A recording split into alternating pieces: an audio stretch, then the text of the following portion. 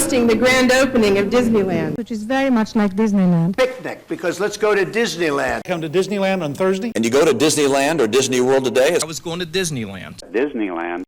Okay, Disneyland. You know, it's supposed to be the happiest place on earth, but it's getting harder and harder for visitors to feel that way. Now that Disneyland Resort has announced it's charging more on some single-day tickets.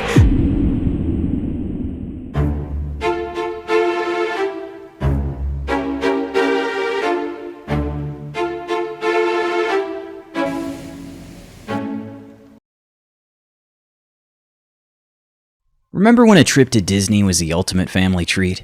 It wasn't cheap, but it was doable for many middle-class families. Fast forward to today, and we're looking at a very different landscape. Over the past decade, we've seen the cost of a Disney vacation skyrocket, outpacing inflation and wage growth. Let's break it down with some numbers. In 2012, a one-day base ticket to Disney World would set you back about $89. Fast forward to 2022, and that same ticket now averages $147. That's a whopping 56% increase in just 10 years. And remember, that's just for one day in one park. Most families aim for a multi-day experience, which multiplies these costs significantly. For a family of 4 planning a 5-night stay at Disney World, with all the bells and whistles, we're talking park hoppers, character dinners, and staying at a Disney resort, the bill can easily hit $5,000 or more. To put that into perspective, that's almost an entire month's salary for a family earning the median U.S. income of $74,580. But it's not just the ticket prices that have gone up. Everything from food to merchandise to special experiences has seen significant price hikes. Even things that used to be free, like Fast Passes, now replaced by the paid Genie Plus system, have become additional costs. Now that we've seen how the costs have changed, let's examine the real-world impact these price hikes are having on American families.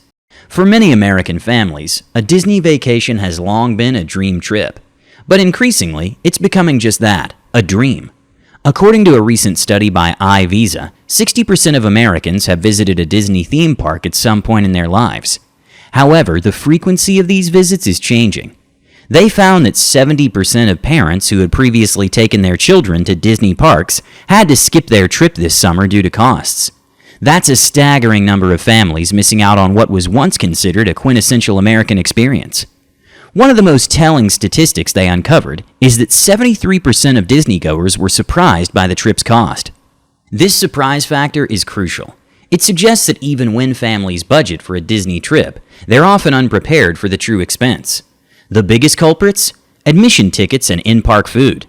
A third of visitors cited tickets as the most significant expense, while 31% pointed to the cost of eating in the parks. When you're paying $15 for a burger or $5 for a bottle of water, these costs add up quickly over a multi-day stay. With these impacts in mind, it's natural to wonder, is a Disney vacation still worth it? Here's where things get interesting. Despite the high costs, Disney parks remain the most visited theme parks in the world, with a staggering 142 million visitors across all parks in 2023. A significant 38% of Disney-goers say the parks are not worth the high cost of visiting. This sentiment is even stronger among parents of young children, with 40% feeling the magic doesn't justify the price tag.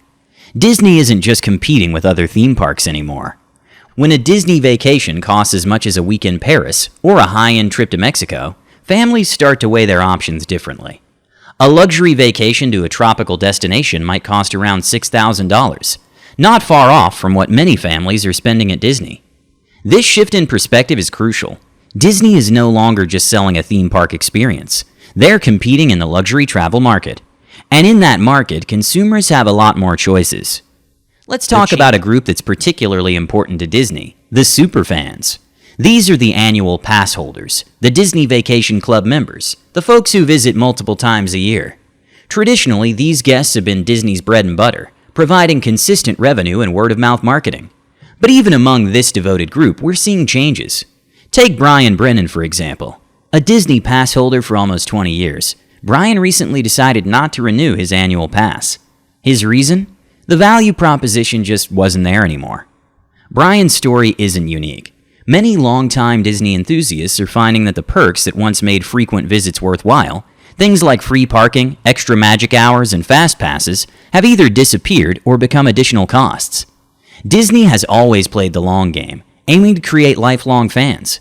The idea is simple. If you have magical experiences as a child, you're likely to bring your own children someday. But if fewer families can afford to visit, what does that mean for future generations of Disney fans?